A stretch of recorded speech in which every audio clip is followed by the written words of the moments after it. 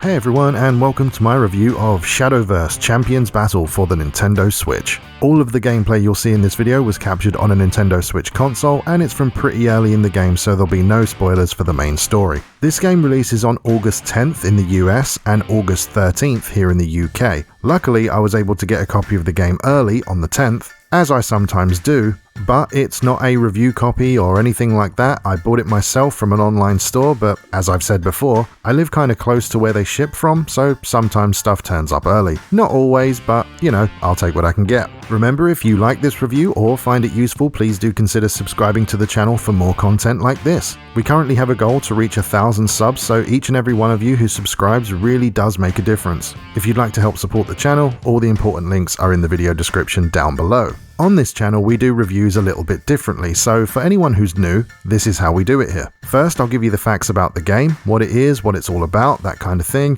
Then I'll give my personal opinions on various aspects of the game, both good and bad. After that, we'll close the video out with a conclusion and a recommendation section. So let's start by talking about what the game actually is. Shadowverse Champions Battle is a digital card battling RPG based on the Shadowverse anime, but it doesn't follow the same story. The anime doesn't currently have an English dub as far as I know, and has not been shown on TV in the West. This game, however, does include a full English dub for the entire story and for the characters on the cards themselves. If, like me, you only recently discovered this game, you might be interested to know that the anime, and by extension this new game, are both based on an older game that was released on mobile and PC in 2016. That game, simply called Shadowverse, is still going strong today, and it's a free-to-play digital card game where you can buy packs with real money. If you know how Hearthstone works, then you wouldn't be far off. In Champions Battle, however, all card packs are bought with in-game currency called rupees that you earn by simply playing the game, defeating enemy players, finding it in the world, and for ranking up your level with the various deck types.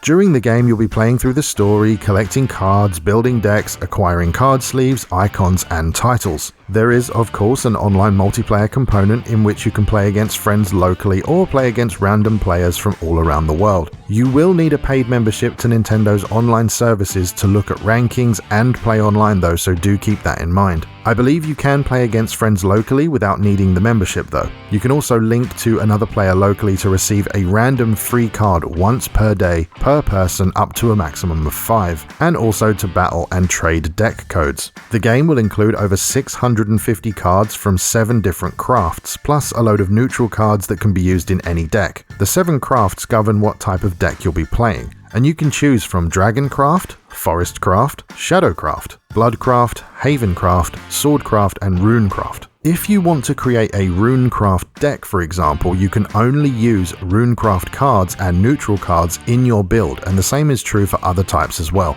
I won't go into the rules of the card game itself here, but if you're interested in learning it, or maybe you'd like to try the game out without having to buy it, I recently posted a starter guide for the Dragoncraft deck type, which explains the basics of the game. I'll link it below for anyone who wants to watch it. Alternatively, you can also download a demo for free right now on the Nintendo eShop if you simply want to try it out for yourself. During your time with the game, you'll of course be playing through the story, as I said, but you can also battle against various NPCs dotted around the world who use different decks to earn things like rupees and cards from the specific deck that they use. You want some Dragoncraft cards? Find an NPC who plays that deck, and before you challenge them, you'll be able to see what prize cards they offer. When you use a specific deck in the game, you'll gain XP towards leveling that deck type. As you gain these levels, you'll be rewarded constantly with new card sleeves, rupees, profile icons, and actual cards, all based on the deck you're using. Leveling a Swordcraft deck, for example, will net you Swordcraft-based rewards, and the same is true for all the other types.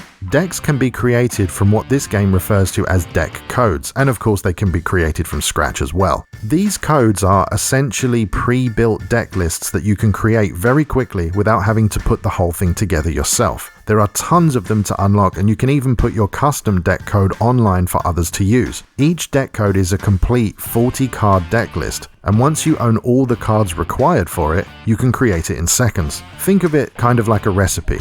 If there's a specific code you want to make, you can even pin it so that you don't need to keep diving back into the menus to find exactly what you need for it. When you're not battling characters in the story or, absolutely destroying the same kid for the 100th time while you grind coins, you'll be free to walk around the game's world, which is split into different zones. You start off with only a few places to visit at first, but as the game progresses you'll unlock many more. Each area has various NPCs to battle against, a store to buy cards from, and hidden items for you to find, which contain various items including things like card packs, sleeves, or money. There's also a fast travel system that isn't just area specific, it's actually zone specific, so you don't need to travel near your objective because you can travel straight to it with very short loading times. At the time of recording, I haven't been able to do much at all with the online systems as this game doesn't officially release in the UK, which is where I am, until August 13th. So my guess is that the features are just simply not available online right now in my region. However, I am able to see that the game includes a battle pass that allows you to complete various missions. Those missions award you progress on the battle pass as well as in-game coins and other goodies like rare cards and emblems. The pass itself does have a free track and what it calls a premium track, so I would very much assume that you'll be paying that with real money. So now you kind of know what the game's all about and what you'll be doing in it from moment to moment. I think it's a good time to move into the personal opinion stuff, and we'll start with the positives. Being completely honest, I feel like this game just hit at the exact right time for me. I really didn't know it at the time, but this was exactly the kind of thing that I wanted to play right now. Sometimes when you're just looking for that next game that will just, grab you and keep you hooked for hours, one that you completely enjoy every moment of, even if you're just grinding coins or whatever. I'm really just having genuine fun with this game, and I've played real-life card games for over 25 years at this point. Yu-Gi-Oh!, Pokemon, Magic the Gathering, Vanguard, Buddy Fight, Dragoborn, the Power Rangers ACG, the Transformers card game, and others as well. Plus, obviously, the digital versions of them too. So I guess the odds of me liking this game and my bias towards it were obviously going to be quite positive, which is something you should know as a viewer. And all of that leads me to my first real positive point. I just love the way card acquisition works in this game, and I love the way that the in-game money works as well. Unfortunately, it does have a free and paid battle pass, which does have some exclusive stuff on it. But in general, I can play this game as much as I want, I can collect as many cards as I want, open as many packs as I want, and battle NPCs infinitely to grind out more coins and cards. I actually played another game that centered around cards, but it was one of those anime fan service games. It was called Senran Kagura Peach Beach Splash. That's a bit of a mouthful. It's a third-person shooter with water guns, and each character has abilities that are linked to cards, and those cards are gained through packs with in-game money. I was really addicted to that game one Christmas after the missus bought me the collector's edition of it as a present, and this game very much gives me that feeling.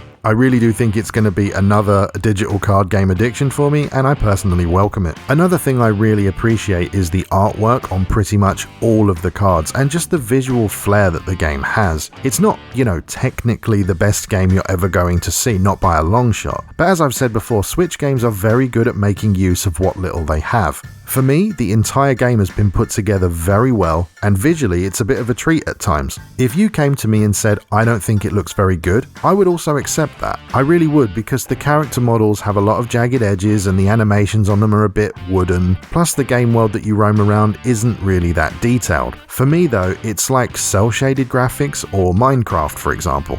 They aren't trying to look photorealistic and they aren't highly detailed from a purely technical standpoint, but they look very good and appropriate for what they're trying to achieve, especially on the Switch, which is quite an underpowered console. I also really love the deck building system, the system that affects what cards you can and can't use in a deck. I like the idea of being restricted to one type, and of course you can use some neutral cards if you want, but I think it helps give the decks and players some identity. Games like Yu-Gi-Oh! Have become so bloated over the years because you can use virtually anything in any deck and it just becomes, messy, I suppose. If any of you out there have ever played anything like a card game, Beyblade, Bakugan, or even stuff like Warhammer, different people always gravitate towards different allegiances within the game. For example, in Future Card Buddy Fight, I played a ton of Legend World and Hero World while the missus played Dungeon World. And it feels like you're kind of representing that world or that allegiance when you use them. It's kind of hard to explain, but I'm sure many of you out there get what I'm saying.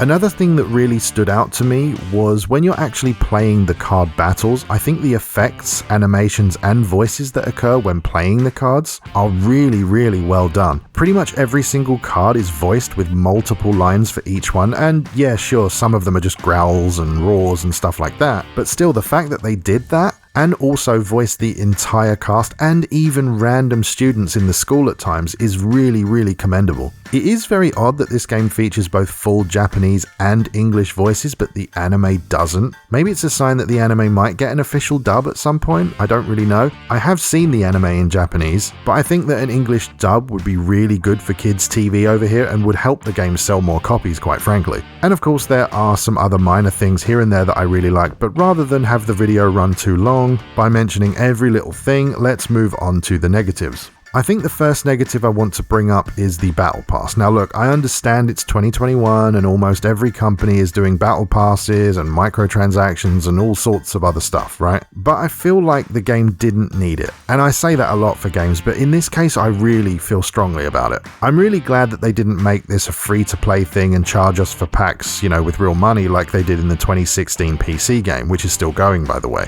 And I'm not going to say it's a deal breaker or anything even close to that, because frankly it could have been far worse. But what makes it a real issue for me is the fact that the Battle Pass is completely online only. None of the stuff you do in the main game, which you'll be playing for probably 95% of the time, has any bearing on the Battle Pass, which is a huge miss for me. And I know playing online is a big thing, and I really do get that, I honestly do. But these days, I just don't really enjoy competitive online gaming. Sure, I'll play competitive card games in real life because I just kind of enjoy the social side of it and the feel of the real cards. But online, no, it's just not really what I want to do these days. And I understand that people are different, right? Part of me was hoping that I could just play the free track on the Battle Pass by winning games in the main game, but nope, it appears that the only things that will progress the Battle Pass are online games in free matches, ranked matches, and Grand Prix. For me personally, that's a big disappointment. I mean, of course, I'll live, I'm sure, and it's only a game after all, but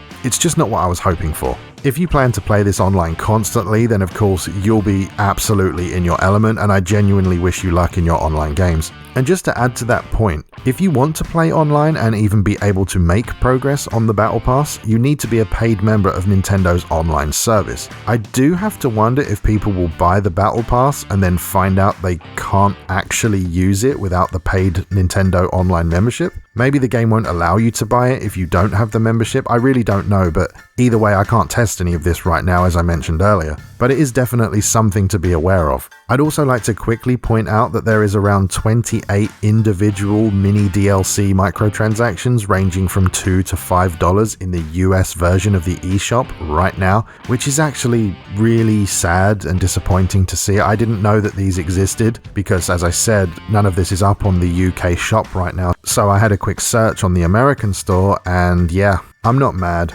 I'm just disappointed.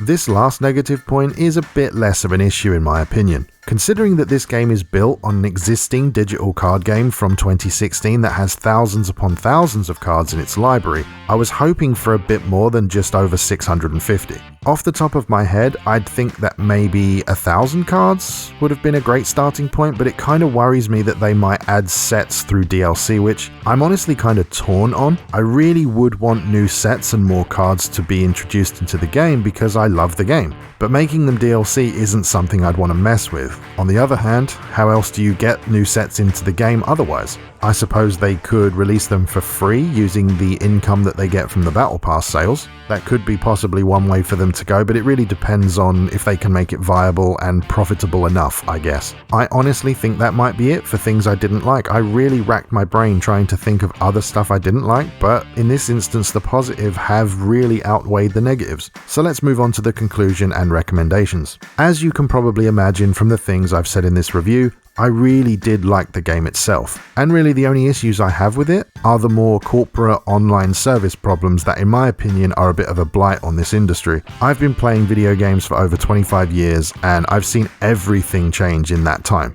Change isn't inherently bad or anything, but this game would have been a brilliant, engaging, addictive, and most importantly fun game without any of the online fluff. It just didn't need it, and I would have had almost nothing bad to say about it in that case. Even having said that, I still love the game, and at the end of the day, I don't need or have to engage with the online stuff if I don't want to. Still, in my view, it should have just been in the game or not implemented at all. So who would I recommend this to? Well, firstly, if you're a Hearthstone player and you know the game inside out, you'd probably find that moving to this game would be a breath of fresh air for you. I know that a lot of people are quite rightly moving away from Activision Blizzard games at this point, and this one is similar enough and of a high enough quality that I could easily recommend it to you. Plus, if you're not into the anime story stuff and you're a PC player, there's always the original 2016 game that still receives support to this day to consider.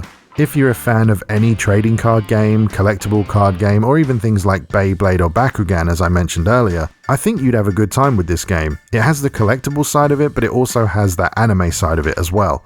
I mean, just think back to when you watched the original Pokemon or the original Yu-Gi-Oh! And then played with the real cards and the real games back then. For me, this game really does have that kind of feeling, and I do think you'd enjoy it. On the other hand, if you're not a fan of card battler games usually, but you do watch a lot of anime shows and play a lot of anime games, I would actually still recommend this to you because I think they really did do a good enough job with it to warrant your time and attention. Plus, if you are one of those people, just do yourself a favor and download the demo on the eShop to see if you like it. If you do end up enjoying it, you can transfer your data to the full game if you decide to pick it up. And of course, if you don't like the demo, then you don't have to worry. Of course, if you just hate all anime and hate all card battler games, then I couldn't really recommend it to you. But if you just play a lot of random games and are pretty much up for giving anything a try, I would again recommend it in a general sense because I genuinely feel that it's so well done that the majority of the people who try it will probably end up liking it. And of course, as I've said, there is a demo out there so you can try before you buy. So there you go, that's my review of Shadowverse Champions Battle for the Nintendo Switch. If you enjoyed the video or found it useful, please do consider subscribing to the channel for more content like this. We're trying to reach 1,000 subs, maybe even before Christmas, who knows? So if you want to help us get there, I would greatly appreciate it. If you'd like to chat with me or ask me any questions about the game, please feel free to do so in the comments and I'll get back to you as soon as I can. If you'd like to help support the channel, all the important links are down below in the video description. But with all that said, thanks very much for watching and I'll see you next time.